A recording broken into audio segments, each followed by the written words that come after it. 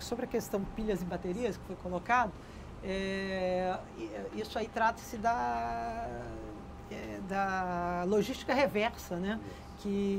Onde o produtor do resíduo ele tem que ter responsabilidade no retorno desse resíduo, na destinação adequada.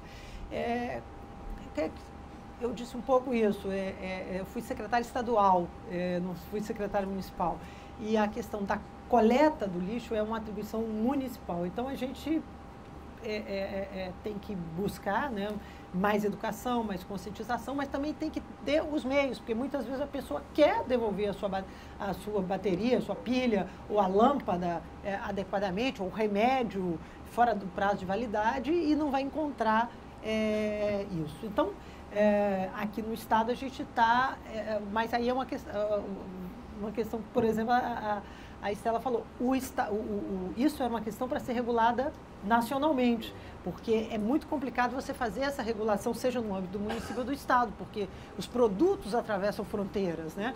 E hoje a União ainda está, o governo federal está avançando lentamente, o próprio CONAMA está muito atrasado nessa questão da logística reversa, mas aprovou a Lei Nacional de Resíduos Sólidos e lá está previsto isso, tem que regulamentar, né?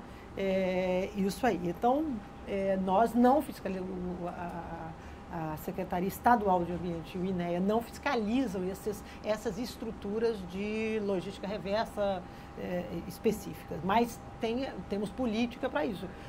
A nossa tendência é o seguinte, se a União não fizer, nós vamos fazer. Então, vamos tratar de criar o sistema aqui. Agora, falando sobre a questão de arranjo institucional, né, que tipo de entidade poderia, né, ou que tipo de arranjos poderia ter para fazer gestão, e principalmente gestão ambiental na região metropolitana, mas que, na verdade, é um assunto totalmente multidisciplinar, né, N questões aí. A dificuldade, eu também me lembro, não cheguei a conhecer a Fundrem, mas herdei ao longo da minha vida alguns projetos ainda desenvolvidos na época da Fundrem e conheço muita gente que fala do que a Fundrem fazia, como trabalhava e tal, que era a Fundrem era a fundação aqui da região metropolitana que fazia planejamento metropolitano e que infelizmente foi extinto. Agora, eu tenho uma certa dificuldade, e eu acho que a experiência dos comitês das agências de bacia, ela está mostrando isso, a dificuldade que em estruturas tão maduras e tão, onde os feudos já estão tão fortemente definidos, né, aquele equilíbrio de forças ali, a dificuldade de qualquer entidade nova que chegue para ela ter poder e ter capacidade de fato fazer alguma coisa. O exemplo do Sistema Nacional de Gerenciamento de Recursos Hídricos é um exemplo cabal dessa dificuldade. A dificuldade o máximo que essas entidades que chegam conseguem é ocupar vazios de poder. Mas se ali já tiver poder, olha, já tiver ali uma entidade com aquela atribuição, o que vai acabar fazendo é reuniões e reuniões e reuniões, junta um monte de gente e não consegue avançar. Quer dizer, eu não estou dizendo isso para dizer que a gente não deva fazer. Eu acho que eu estou dizendo isso para dizer que a gente primeiro não deve enxergar nisso uma panaceia, né, como solução para todos os nossos problemas, mas também que temos que pensar muito bem em como o que a gente quer para essa entidade e como empoderá-la para que ela, de fato, consiga fazer alguma coisa. Dentro da gestão ambiental, a gente hoje tem um instrumento que é chamado avaliação ambiental estratégica, que a gente tem buscado usar aqui. Não tem muito poder, assim, não se torna uma lei, mas é um instrumento de planejamento, né? Então, aqui, por exemplo, na região do Arco Metropolitano e do Comperj, foi feita essa avaliação ambiental estratégica, precedendo o licenciamento. Por exemplo, ela serve de balizador para o nosso licenciamento. Nós contrariamos um aspecto da avaliação ambiental estratégica lá no Porto Açu, na região, no complexo industrial lá do Porto Açu, em São João da Barra, uma terra de ninguém, não tem nada aquilo lá. O máximo que tem são os plantadores de maxixe. E o Ministério Público entrou com uma ação contra o INEA por ter dado a licença ambiental de uma siderúrgica que não é heat recovery, outra tipologia, porque ela emite benzeno e a heat recovery não emite benzeno, então, e a avaliação ambiental estratégica tinha dito que não era para emitir benzeno lá. Não tem razão nenhuma para você não emitir, mas enfim, estava lá e agora o Ministério Público tomou ali, olha, a avaliação é um instrumento que está previsto na lei e pode usar. No dia a dia aqui nosso, para fazer gestão ambiental, tomemos, por exemplo, essa questão do lixo, o que nós temos feito lá na Secretaria do INEA a gente usa um pouco de tudo, entendeu? Prefeito, a gente põe um pouco, uma cenoura, né, um subsídio para poder estimular ele para um caminho, usa o nosso poder, né, de órgão licenciador para dizer vai ser aqui sim, aqui que vamos fazer e tem que ter, e aqui que é essa solução. Usa, na hora que precisa, a gente também fomenta lá, instrui o Ministério Público para que ele também haja e entramos junto com o projeto, com o investimento. Então, a gente um pouco tenta empurrar as coisas para que elas caminhem, né, nesse sentido. Hoje eu tenho uma dificuldade. Para fechar Gramacho, fora a questão dos catadores, tem uma questão que é o seguinte: o Rio de Janeiro foi solucionado, foi para a Seropédica. Nilópolis e Mesquita, que eram dois municípios que jogavam lá em Gramacho, nós, com compra de lixo tratado, conseguimos mandar para um aterro em Nova Iguaçu. Só que a Prefeitura de Nova Iguaçu resolveu brigar com o concessionário e não aceita o lixo de mais lugar nenhum. Criou uma guerra, já está no Supremo, no Superior Tribunal, no TSF, porque eles chegaram à conclusão que não querem lixo em outros municípios. Agora é véspera de eleição. Eu não consigo convencer nenhum prefeito a deixar que 1.000 toneladas dia de lixo de Caxias e mais 500 toneladas dia do lixo de São João de Meriti entrem em seus municípios. Nós ainda estamos aqui, felizmente o Eduardo Paes recuou da ideia de fechar nos próximos dias, vai dar mais uns dias, para que a gente veja, porque eu estou vendo a hora da gente ter que pegar e já tivemos que fazer isso.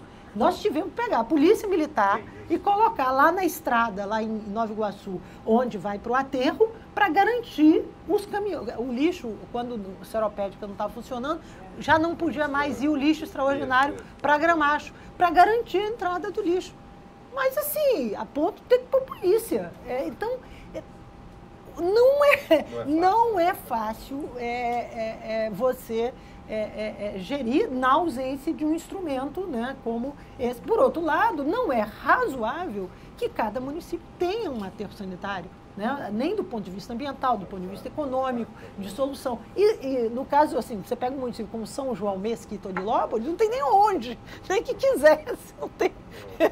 Tinha que sair gente para poder entrar lixo, né? Porque não tem, são totalmente urbanizados, densamente. Então, essas soluções, esse caminho que São Paulo está experimentando, né, de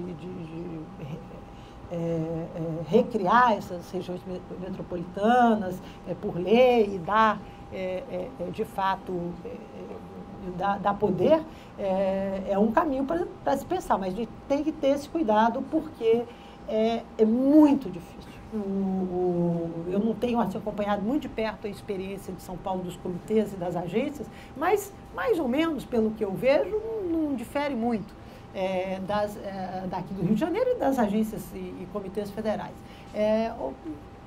A atuação é muito num problema de qualidade e quantidade de água, né? Um tema só restringido a isso, totalmente transversal, né? Poluição, obras hidráulicas, transposição, a produção de água na bacia, tudo isso. E, enfim, os municípios fazem, acham que o território é deles, o Estado tem seus poderes, a União tem os seus. Enfim, faz isso. Só estou com um problema aqui de tempo grave. Eu preciso terminar impreterivelmente às 7h30, sob pena de várias pessoas, inclusive eu próprio, termos o voo para São Paulo, que é gravíssimo. Eu estar no Rio de Janeiro.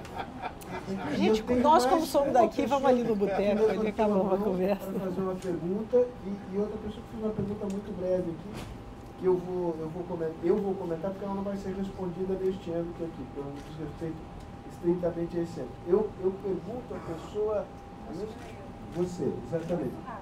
Tá. Posso fazer?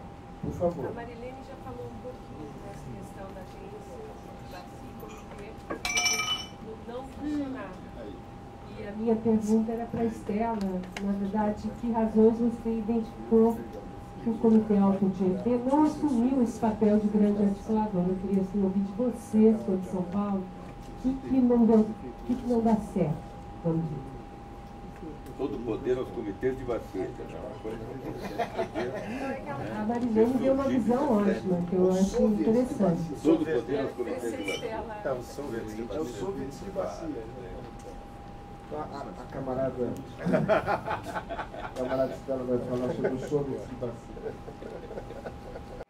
Vocês estão brincando, mas os comitês de bacia nasceram, em São Paulo pelo menos, e São Paulo é que fez o modelo, que depois foi o modelo nacional, etc. Quando, perto do período, no período da discussão da Constituição Federal, a gente começou a pensar o seguinte, bom, então nós vamos democratizar o Estado, né? Então o Estado vai mudar, vamos pensar como é que vai ser isso. Então a gestão é tecnocrática, é burocrática, é centralizada, nós vamos fazer ela descentralizada, participativa, integrada, né? E transparente, etc. Então, a ideia dos comitês de bacia tinha mesmo essa inspiração democratizante do Estado, né? E o que a Marilene nos diz é que o poder das corporações é maior do que esse nível de transformação que a gente foi capaz de fazer. É verdade. E eu diria, concordo totalmente com ela e acho mais ainda uma coisa que eu venho tentando traduzir isso em uma discussão mais conceitual e não é simples, que é a respeito dos processos, a gente estava falando lá fora, os processos de tomada de decisão dentro do Estado, né? Dentro do poder público brasileiro. Nós temos camadas e camadas de planos e projetos e processos de planejamento, e instituições de planejamento e empresas de consultoria que fizeram planos e eles não são implementados, ou são muito parcialmente implementados. Por quê? Porque quando o Estado vai tomar decisões, não usa aqueles projetos. E por que isso? O Estado toma decisões imediatistas e toma decisões em função de quem traz o projeto pronto para ser licitado. Fundamentalmente é assim que se toma decisão no Estado. E nesse sentido, as corporações são prisioneiras desse processo. E se você cria agências interinstitucionais, você ameaça a cadeira em que o camarada está sentado. E isso não pode acontecer.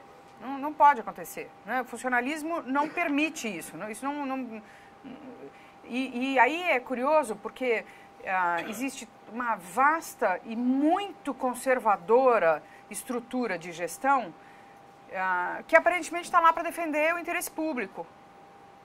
né? E, na verdade, ela está lá porque é conservadora. Está lá para defender suas aposentadorias, sua estrutura, né? E tem um poder de mando muito grande.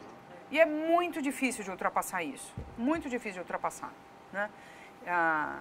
E de dar transparência para as decisões, etc. Bom, no caso do Comitê de Bacia do Alto Tietê, tem agravantes muito mais dramáticos, que a gente sabia na hora que fez a legislação, tentou um caminho que eu vou explicar qual que é, mas que ainda não resultou, que é o seguinte: o Comitê de Bacia, ele tem o Estado, os municípios e a sociedade civil, né? E dentro da sociedade civil tem os usuários da água, indústria, agricultura, energia, abastecimento, etc, etc. Como que numa região metropolitana de 18 milhões de habitantes, você garante legitimidade para as representações? Você pode dizer muito bem quem é o que tem legitimidade para representar o Estado, para representar o município, mas e a terceira parte? É impossível de garantir legitimidade, né? Então, nós fizemos o seguinte: já 1 ou 2 anos depois da aprovada a lei, a gente fez um adendo que é o seguinte: o Comitê de Bacia do Alto Tietê vai ter 5 subbacias. E são 5 subcomitês. E cada um deles, então, tem a sua representação. Não adianta nada, né? Porque eu vou representar a sociedade civil qual? De usuários da água, né? Que segmento é? Ou academia? É muito difícil de você estabelecer processos de representação com lastro numa estrutura como essa, uma estrutura social como essa, 18 milhões de habitantes, né? Para tomada de decisão que afeta o uso do solo, que afeta o uso da água, etc. Então, isso de um lado. Foi um tipo de problema muito grave que a gente não conseguiu ultrapassar e eu não sei se vai ser possível ultrapassar. Talvez não, talvez tenha que pensar outra coisa. Depois, criou-se uma agência para definir o plano de bacia, os planos de bacia, para subbacias e para a bacia do Alto Tietê. E essa agência ainda é muito frágil. Ela é muito desestruturada e, para ela ser de fato forte, ela tem que se apoderar dos recursos da cobrança pelo uso da água, que ainda estão na bacia do Alto Tietê, está embrionário. Na minha opinião, na hora em que de fato tiver recursos pela cobrança do uso da água pesados no Alto Tietê, vai se discutir toda a estrutura de poder de novo, né? Porque aí você tem que dar legitimidade para a tomada de decisão a respeito de dinheiro vivo e isso muda o caráter das decisões, né? Outras razões ainda é o fato de que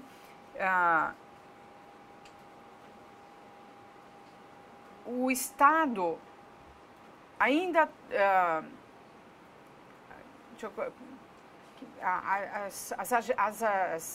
a empresa de energia e a empresa de drenagem, quer dizer, o DAE e a EMAI. A EMAI, quando se fez é uma história tão comprida, cada história tem... Não, então dá uma resumida, senão a gente perde os justos. Não, tá bom. Então já chega de razões, já chega. Tem histórias, Alto Tietê tem história suficiente para... São estruturas muito pesadas, muito apegadas às suas atribuições, etc, etc. E, agora, sem fazer gozação, a questão energética no Alto Tietê ainda é um tabu tremendo. E quando se privatizou a CESP e as empresas de energia de São Paulo, se separou produção de energia, distribuição e um mico. E o mico ficou com o Estado. O mico não foi privatizado. E o mico é a usina de Henry Borden, que para produzir energia tem que ter o mando da drenagem no Alto Tietê. Só que a produção de energia compromete os outros usos todos. compromete o controle de inundações, compromete a qualidade da água, compromete o abastecimento. Enquanto nós tivermos a drenagem a serviço da produção energética, que é um dos usos importantes, mas nós temos que fazer escolhas e temos que garantir o múltiplo uso, e o uso para abastecimento e para a qualidade urbana tem que ser prioritários, né? Até porque energia eu posso trazer de termoelétrica, de usina nuclear, de Itaipu, de qualquer lugar, mas água não, né? Então, enquanto nós tivermos esse impasse, a drenagem metropolitana vai ter problemas.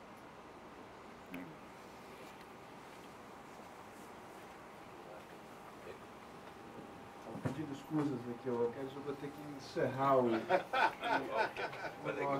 nosso encontro. Denise quer fazer um agradecimento rápido e eu quero dar uma palavrinha muito breve ao final. A bacia do Paquequera está na bacia do Paraíba, não tem autonomia. Oi, gente, só queria, em nome da Brava, né, agradecer mais uma vez a presença da Estela e da Marilene, né, as discussões foram ótimas, né, a Estela trouxe aqui, reforçou bastante também a importância do modelo de gestão, né, de ter um modelo de gestão para cuidar desses temas e acho que para mim soa como música, assim, porque esse é um tema que a Brava acredita muito, né, de levar a gestão, a melhoria de gestão no Estado como ferramenta de transformação, né, e de trazer resultados mesmo para a população brasileira. E a Maristela acho que trouxe muito bem, né, Marilene, juntei, né? Fez a fusão. Fez a fusão. É a megalópia. É a conurbação. Todo o poder aos comitês de bacia com as maristelas. E é o empoderamento, a transversalidade, gestão integrada de território. A Marilene trouxe aqui, né, casos e exemplos, né, do que está acontecendo aqui no estado do Rio de Janeiro, muito relevante para a gente. E acho que as perguntas também foram ótimas, então queria também reforçar, né, como o Sérgio falou, esse é o segundo seminário de uma série de 8, né, a gente está fazendo no Rio, em São Paulo, em BH. Então queria agradecer a presença de todos vocês e espero vê-los no próximo evento. Rapidinho. Isso está sendo filmado e presumivelmente gravado. Depois ficará à disposição do site da qualidade extraordinária. E eu não consigo terminar esse evento, eu não falar nada digamos, fazer uma referência. A referência única é que realmente vocês dois fizeram as pessoas excepcionais. Eu não estou dizendo só para agradar, né? Eles foram excepcionais, complementares, eu acho que realmente foi uma discussão fascinante. Eu não consigo terminar essa nossa conversa aqui, sobretudo olhando para o Manuel Tedinho e para o Alquete, sem lembrar do André, Urani. Né? A gente começou a se envolver com essa questão da metrópole num instituto pela insistência enorme do André. Então é com carinho, com saudades pelo André, que eu encerro aqui essa nossa conversa. Muito bom.